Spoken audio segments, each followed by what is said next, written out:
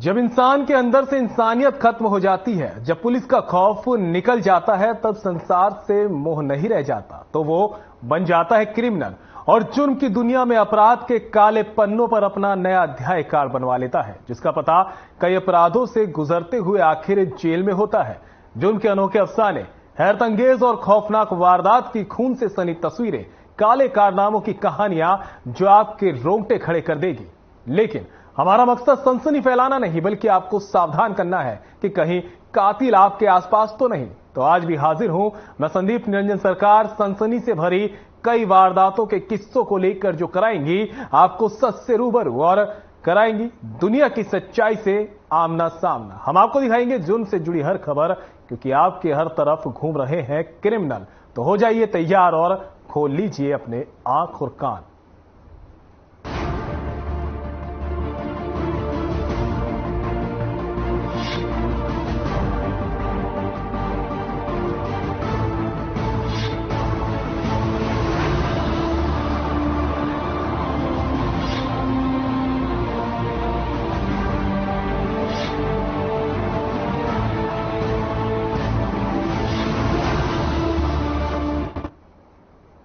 भिवानी जिले के गांव कलिंग में कुछ युवकों के बीच हुई आपसी कहासुनी इतनी बढ़ गई कि उनसे खूनी संघर्ष का रूप ले लिया, जिसमें एक युवक की मौत हो गई।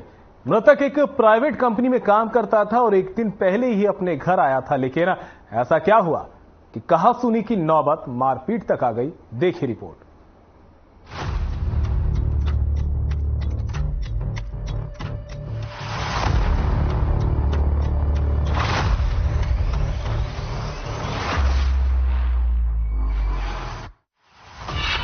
आपसी कहासुनी बनी खूनी संघर्ष की वजह, लाठी डंडों से पीट पीट कर ली युवक की जान।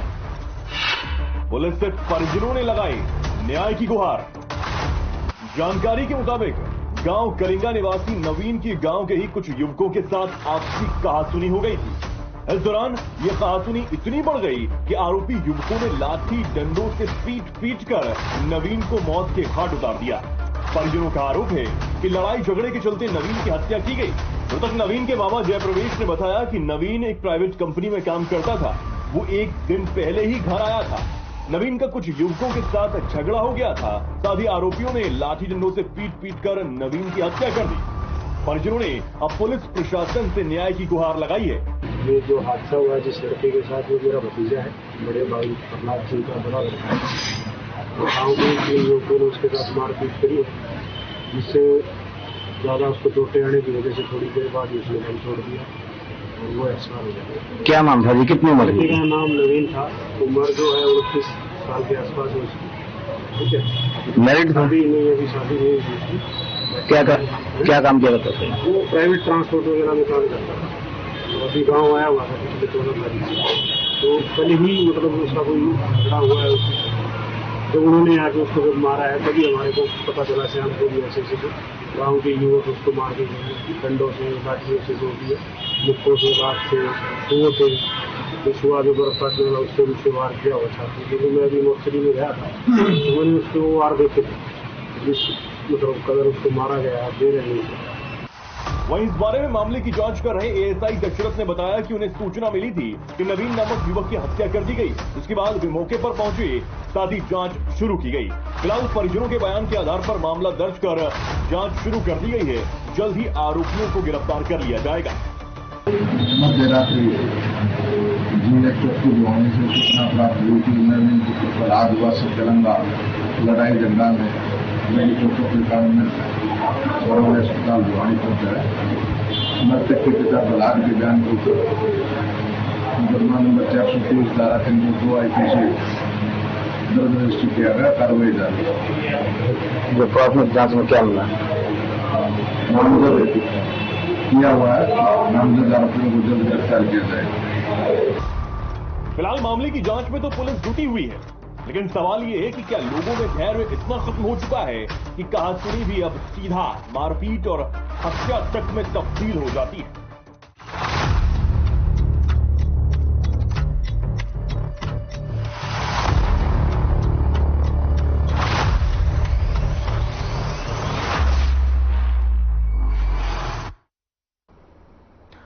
वही हरियाणा में एक दिल दहला देने वाली वारदात को अंजाम दिया गया, जो देखकर आपके रोंगटे खड़े हो जाएंगे। आज की तारीख में किसी आम आदमी का घर से बाहर जाना भी दूभर हो चुका है।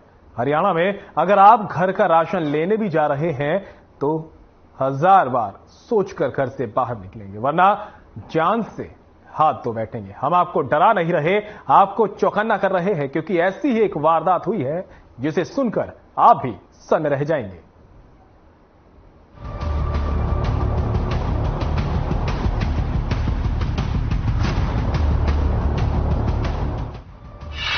भिवानी में बदमाशों के हौसले बुलंद। भिवानी में ऑटो चालक की निर्मम हत्या,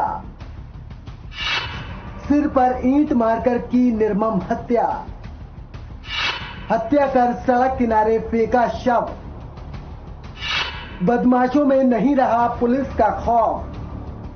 हरियाणा के भिवानी में बीती 18 जुलाई को दिल को दहला देने वाली घटना को अंजाम तब दिया गया जब एक ऑटो चालक की सिर में ईंट मारकर उसकी निर्मम हत्या किए जाने का मामला सामने आया। मृतक की पहचान 30 साल के रामभंज के रूप में हुई है, जो कि एक नवजात का पिता था। अब जरा सोचिए, एक नवजात बच्चे का बाप जो ऑटो चलाता था, दिन के कुछ पैसे कमाकर घर का गुजर बसर करता था, जिससे उसका परिवार चल सके और उसके नवजात बच्चे का भविष्य अंधकार में न जा पाए। लेकिन किसी ने नवजात के सिर से उसके पिता का साया ही छीन लिया। मेरा लड़का जी कल 10 बजे घर से रहा रिक्शा लेकर, तो 11 बजे फिर वो मेरे साधु के पास गया है बैंक में, वहाँ से 10,000 रुपये लेके आया है। अभी मैं लड़के के लिए घी आऊँगा, लड़का हुआ उसका 7-8 दिन का। वो घी लेके नाम लेके 10,000 रुपये लेके आ जाओ, उसके बाद में घर पर गया। हमें तो सुबह 7:15 बजे किसी ने फ़ोन किया है, तब हमें पता लगा है। जब हम यहाँ आए तो हम आके देखा तो यहाँ डेड बॉडी है। जानकारी के मुताबिक ऑटो चालक रामभंज 18 जुलाई की रात को घर का सामान लेने के लिए बाजार गया, लेकिन जब रामभंज कई घंटे बाद भी घर पर नहीं लौटा तो रामभंज के परिजनों ने उसे बार बार फोन किए, लेकिन ऑटो चालक रामभंज ने फोन नहीं उठाया और परिजनों को रामभंज का कोई पता नहीं चला। अगले दिन सुबह को रामभंज के परिजनों को सूचना मिलती है कि रामभंज का शव सड़क किनारे पड़ा है। ये खबर सुनते ही परिजनों और पूरे इलाके में सन्नाटा छा जाता है। परिजनों ने जब रामभंज का शव देखा तो उनके पैरों तले से मानो जमीन ही खिसक गई हो। मेरे को सुबह 7 बजे फोन आया था एक दोस्त का कि भैया ऐसे हमारी रिक्शा यहाँ पे है और दूसरा बच्चे तो सामान रखी है, तो एक बार आ जाए। तो मैं गया, मौके पर देखा छोटे ज़्यादा लग रही थी, फिर मैंने डायरेक्ट 112 बुलाई है। उसके बाद में सुना हुई है, तो पुलिस को सूचना दे दी गई। क्या मांग करते कार्रवाई की? मांग तो हमें कार्रवाई इंसाफ चाहिए। आज हमारे साथ हुआ, कल किसी और के साथ होगा, इंसाफ चाहिए। परिजनों का रो रो कर बुरा हाल है। परिजनों ने पुलिस को सूचना दी। पुलिस ने मौके पर पहुंचकर शव को कब्जे में लेकर जांच शुरू कर दी है। भिवानी के जालान हॉस्पिटल के पीछे गली में ऑटो चालक रामभंज का शव लहूलुहान स्थिति में पड़ा मिला था, जहां ईंटों से वार कर उसकी निर्मम हत्या की गई थी। मृतक के पिता सुभाष और भाई पवन ने बताया कि मंगलवार सुबह उसके पास फोन आया था और यहां आकर देखा तो रामभंज मृत अवस्था में पड़ा हुआ था। परिजनों ने पुलिस प्रशासन से इस मामले में जांच कर आरोपियों की गिरफ्तारी की मांग की है। थाना प्रभारी पवन कुमार ने बताया कि उन्हें सूचना मिली थी कि सड़क किनारे पर शव पड़ा है। उन्होंने मौके पर पहुंचकर शव कब्जे में लेकर जांच शुरू कर दी है और आरोपियों को जल्द पकड़ लिया जाएगा, ऐसा आश्वासन पुलिस ने परिजनों को दिया है। सुबह में सूचना मिली डॉक्टर दीक्षित वाली गली में डेड बॉडी पड़ी है। मौका पहुंचे, इस सूचना पर मौका पहुंचा, वहाँ जाके देखा तो इस व्यक्ति को ईंटों से मार के निर्मम तरीके से उसकी हत्या की। क्या कारण लग रहा है सर? क्या नाम है? इस लड़के मृतक का नाम राम लोग सनोक सुभाष और ये राजपुरा फरकरी का रहने वाला है। ये ऑटो चलाता था, ये रिक्शा, और कारण यही लग रहा है कि कोई जान का पहचान वाले इसके हैं, जो साथ आए किसी बात को लेकर इनका झगड़ा हुआ है, झगड़े में इसकी हत्या कर दिया। उम्र क्या होगी? इसकी उम्र करीब 30 साल के आसपास है। क्या कार्रवाई हुई? इसकी FIR दर्ज कर दी है 302-34 के तहत, और जल्द ही आरोपितों को राउंड अप करके गिरफ्तार किया जाएगा। शादीशुदा है? हाँ, शादीशुदा है। सवाल यहाँ ये खड़ा होता है कि आखिर खुलेआम दबंग ऐसी घटनाओं को अंजाम कैसे दे पा रहे हैं। आखिर हरियाणा में बदमाशों और दबंगों के दिलों में पुलिस का कोई खौफ बाकी नहीं रह गया है। आखिर पुलिस ऐसी घटनाओं को लगाम क्यों नहीं दे पा रहे हैं।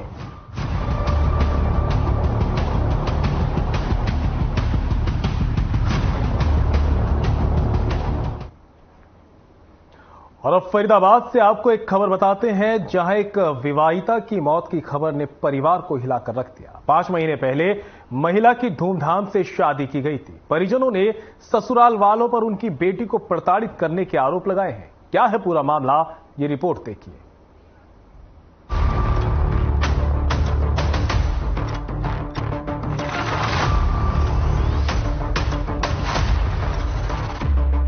खबर फरीदाबाद की संजय कॉलोनी से है, जहां करीब 5 महीने पहले धूमधाम से सविता की शादी होती है और अब अचानक उसकी मौत की खबर ने परिजनों को हिला दिया। मृतक महिला का नाम सविता है। परिजनों की माने तो 5 मार्च 2023 को सविता की शादी गाजियाबाद में रहने वाले कृष्ण से हुई थी, लेकिन हाल ही में 1 महीने पहले ससुराल में जेवरात की चोरी हुई थी, जिसका पूरा इल्जाम सविता पर लगाया गया और दबाव डाला गया कि वह अपने घर से 25 लाख रुपए लेकर आए, जिसके बाद महिला अपने मायके वापस आ जाती है। हालांकि बाद में एक समझौते के बाद वो वापस ससुराल तो चली जाती है, लेकिन कोई नहीं जानता था कि सविता इस बार ससुराल जाने के बाद कभी वापस नहीं आएगी। ससुराल जाने के कुछ वक्त बाद ही परिजनों को सूचना मिलती है कि उसकी बेटी ने फांसी लगाकर आत्महत्या कर ली है। अब वो बार बार लड़का यही कह रहा था जो 25 लाख रुपया या तो 25 लाख का जेवर तुम लिए हो तो तुम दे दो, या तुम्हारा बाप माई देगा। अब क्या हुआ नहीं हुआ वो तो हम देखे नहीं। तो आपकी गुड़िया पर चोरी का आरोप लगा रहे थे, वो उसका दबाव बना रहे थे। हाँ, तब चोरी का आरोप नहीं, ये है कि तुम लिए हो, ये कह रहे थे तो नहीं तुम लिए हो, वो कहते थे तुम लिए हो, बस इसी में दोनों में तकरार हो रहा था। तो आप कह रहे थे कि गुड़िया कल ही आपके घर से गई है? कल वो जयपुर से आई है लौट करके अपने सास ससुर उसके जयपुर में रहती है। तो ये वो सब और तो कल बीमार थी या कोई तबीयत खराब? नहीं, बीमार नहीं, पूरा स्वास्थ्य थी। यहाँ कल आई है, 2-2.5 घंटा रही है, फिर 2-2.5 घंटा रह करके फिर वो करीब 2:30 बजे गई है। वो 11 बजे आई है, 2:30 बजे गई है। तो सूचना जब आपको मिली थी, क्या देखा आपने वहाँ जाके, क्या देखा था, कैसी कंडीशन में मिली थी आपके बच्चे? वो जैसे वो बोल रहे थे जो फांसी लगा लिया है, लेकिन वो हम जब गए हैं तो वहाँ नीचे पड़ा हुआ था और सारे पुलिस वाले भी थे वहीं पे। मेरे जाने से पहले बॉडी नीचे उतार चुके थे वो। मुझे तो 10 बजे मेरे पापा ने फोन किया, 10:30 बजे की तेरी बहन नहीं गई। तो क्या वजह है? अभी 5 महीने पहले शादी हुई थी और अब अचानक इस तरह की सूचना परिवार को नहीं समझ आ रहा कुछ। उन लोगों ने इसको बहुत सताया। कोई बीमार थी या कोई वजह थी उनको परेशान करने की? कोई बीमार नहीं। 1 महीने पहले इसके ऊपर चोरी का इल्जाम लगा दिया था। घर से ज्वेलरी चोरी हो गई। घर से ज्वेलरी चोरी हो गई, कहते हैं इसी ने चुराई। आपकी बड़ी बहन पर आरोप लग रहा था चोरी का? छोटी बहन पे। क्या नाम है इनका? सविता। तो कहाँ शादी हुई थी इनकी? गाजियाबाद। तो कौन है जिनसे शादी हुई थी, क्या नाम है? कृष्ण। तो क्या लग रहा है हत्या हुई है इनकी? हत्या की थी, क्योंकि जब हम पहुंचे वहाँ पे तो इसकी बॉडी नीचे रखी हुई थी। कह रहे पंखे से लटक के इसने फांसी ली। वो 75 kg वजन होगा कम से कम इसका, और वो पंखा हिला भी नहीं है। वो पंखा जिसका तस है, कोई पंखा 75 kg वजन सहन कर सकता है?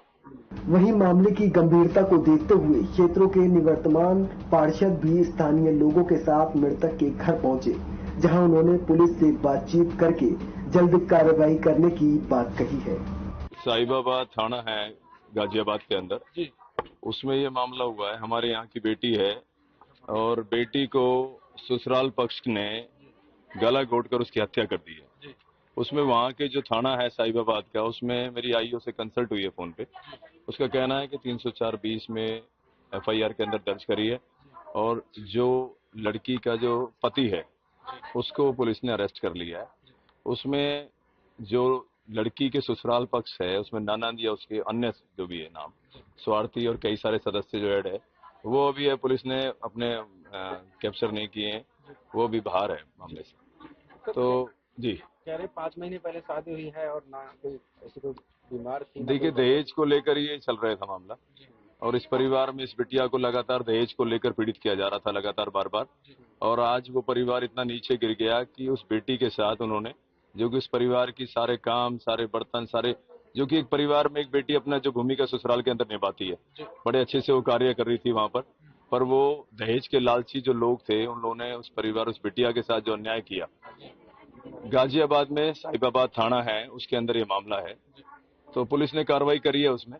पर अभी पूर्ण जानकारी के लिए जो हमारे यहाँ पर संजय कॉलोनी चौकी इंचार्ज है श्रीमान, उससे मेरी बात हुई है, वो वहां पर आईओ से कंसल्ट कर रहा है और हमें पूर्ण आश्वासन देगा। अभी उसमें पुलिस ने जो लड़की का पति है उसको अरेस्ट कर लिया है और उसके खिलाफ मेडिकल करा के उसको बंद करने का कार्य कर रहे हैं, और जो अन्य सदस्य जो बच रहे हैं उसके खिलाफ भी हमारी यही मांग है कि उनको अरेस्ट किया जाए और उनके खिलाफ उचित कार्रवाई की जाए, जिससे कि और किसी बेटी के साथ ऐसी कोई घटना ना हो सके कम से कम। फिलहाल परिजनों की शिकायत पर मामला दर्ज किया जा चुका है और पुलिस के मुताबिक आरोपी दामाद को गिरफ्तार भी कर लिया गया है। लेकिन अब देखना ये होगा कि क्या आरोपियों को उनके किए की सजा मिल पाएगी या नहीं।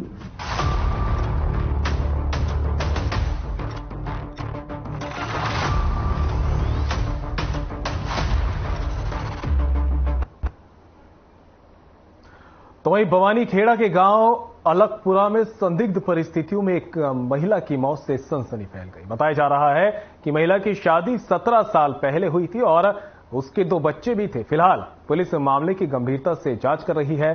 क्या है पूरा मामला, इस रिपोर्ट में देखिए।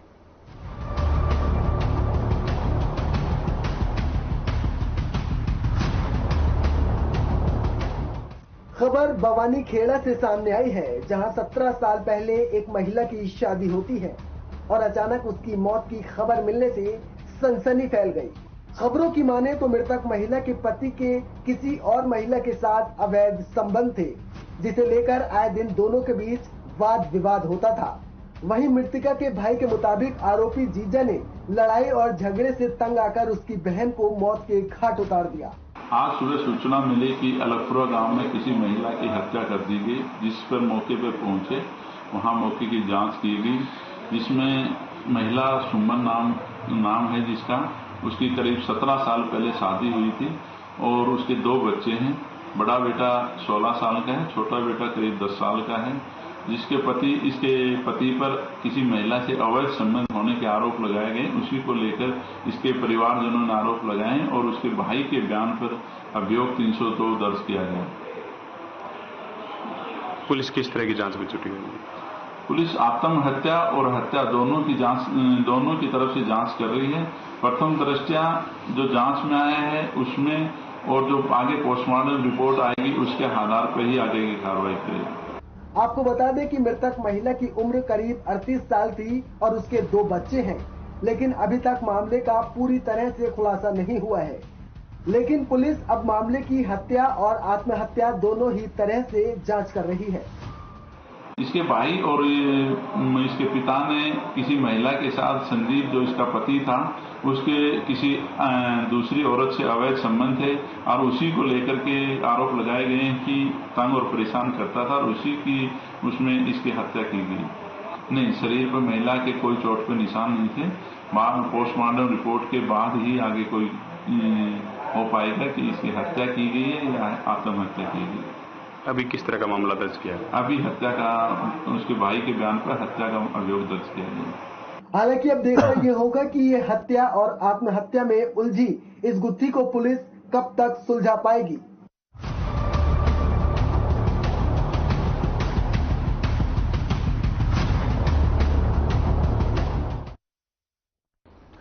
शराब पीकर गाड़ी ना चलाएं, ऐसा आपने लोगों के मुंह से कहते और जगह जगह पर बोर्ड पर लिखा देखा होगा। लेकिन हरियाणा में शराब भी पी जा रही है और गाड़ी भी चलाई जा रही है। शराब पीकर फिल्मी अंदाज में लोगों पर फायरिंग भी की जा रही है। ये हम आपको कोई फिल्म की स्टोरी नहीं बता रहे, बल्कि ऐसी ही घटना घटी है हरियाणा के रेवाड़ी में, जिसे देखकर आप भी दंग रह जाएंगे।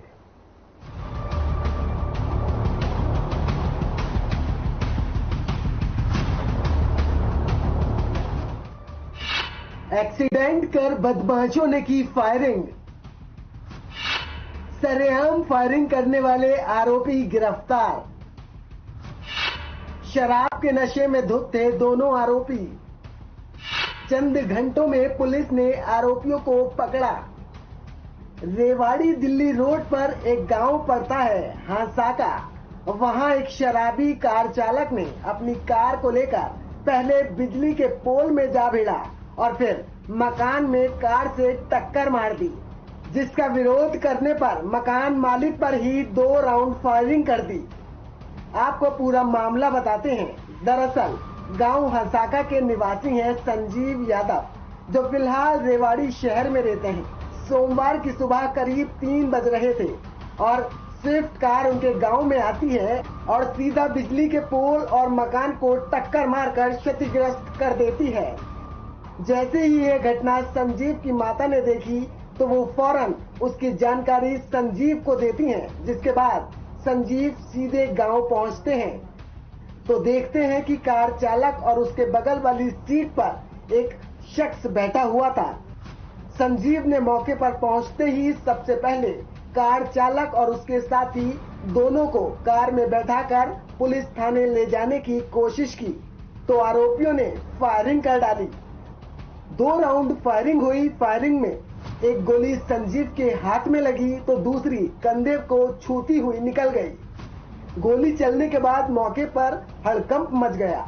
मौके पर मौजूद लोगों ने बताया कि दोनों आरोपी शराब के नशे में धुत थे और वारदात के बाद गाड़ी छोड़कर भागने लगे। करीब 4 बजे हमें पुलिस कंट्रोल रूम से सूचना मिली कि यहाँ सागा गांव के पास एक गाड़ी अनियंत्रित होकर किसी पोल में लग गई है और वहाँ पर मकान के ऊपर पोल टूटकर गिर गया है। उस चीज़ के बारे में आरोपियों को ये बात पूछने के लिए कि गाड़ी कैसे अनियंत्रित हुई और ये नुकसान हो गया, पोल के द्वारा हमारा मकान भी क्षतिग्रस्त हुआ। इस बात को गुस्से में आकर के आरोपी जो 2 कार में सवार थे उन्होंने वहाँ बदसलूकी की और फायरिंग की वहाँ पर। ग्रामीणों ने फौरन घायल संजीव को रेवाड़ी शहर के धोरूघेड़ा चुंगी स्थित एक प्राइवेट हॉस्पिटल में भर्ती कराया, जहां उसका इलाज चल रहा है। सूचना के बाद डीएसपी संजीव बल्हारा के अलावा सीआईए टीम और अन्य पुलिस अधिकारी मौके पर पहुंचे और फिर घायल की हालात को जाना। वहीं सीआईए की टीम ने दोनों आरोपियों को चंद घंटे में गिरफ्तार कर लिया है। आरोपियों की पहचान जिला झज्जर के गांव बिल्हड़ निवासी दीपक उर्फ जूली और आशीष के रूप में हुई है। आरोपियों ने हांसाका से पहले रविवार की रात जिला झज्जर में एक गांव में भी दुष्कर्म पीड़िता के घर पर फायरिंग कर अदालत में गवाही नहीं देने की धमकी दी थी। फायरिंग के बाद दोनों आरोपी भाग रहे थे। सभी मुकदमों में नियमानुसार इनको शामिल किया जाएगा और कोर्ट में पेश किया जाएगा। जैसे कोर्ट आदेश करेगी पुलिस उसी के अनुसार आगे अग्रिम कार्रवाई अमल में लाएगी। सर, ये गांव बिरड़ थाना सालावास डिस्ट्रिक्ट झज्जर के रहने वाले दोनों क्या है इनके साथ? इनका परिवेश रिकॉर्ड तो मैंने बता ही दिया। ये आपराधिक प्रवृत्ति के लड़के हैं और किसी भी प्रकार की घटना को ये अंजाम देते आ रहे हैं। 4-5 मुकदमों में ये वांछित है, जिनसे काफी 4-5 महीने से ये फरारी काटते आ रहे थे। आज रेवाड़ी पुलिस ने इनको अपनी गिरफ्त में ले लिया है और सभी मुकदमों में नियमानुसार इनको शामिल किया जाए। सर, ये आगे की बातें हैं, तफ्तीश में आएंगी। सभी पूछताछ करेंगे, पुलिस रिमांड पर लेंगे मुलजिमों को, कहाँ से ये वेपन ले आए थे और क्या आगे इनका करने का इरादा था। ये सभी बातें तफ्तीश में शामिल हैं। डीएसपी पवन कुमार ने बताया कि आरोपी दीपक उर्फ जूली पर पहले भी मामले चल रहे हैं। दीपक पर साल्हाबाद थाना में दुष्कर्म का मामला दर्ज है, वहीं वह फरार चल रहा था। रविवार की रात को दुष्कर्म के मामले में फैसला करने की धमकी देते हुए पीड़ित के घर पर फायरिंग कर दोनों फरार हुए थे। साल्हाबाद थाना में दोनों के खिलाफ हत्या के प्रयास और आर्म एक्ट का मामला दर्ज किया गया है। आरोपी दीपक पर साल्हाबाद थाने में 2 और 1 गुरुग्राम में और 1 मामला रेवाड़ी में दर्ज है। आरोपी आशीष पर सोहना थाना में मारपीट का मामला दर्ज है। दोनों आरोपियों को पूछताछ के लिए रिमांड पर लिया गया है।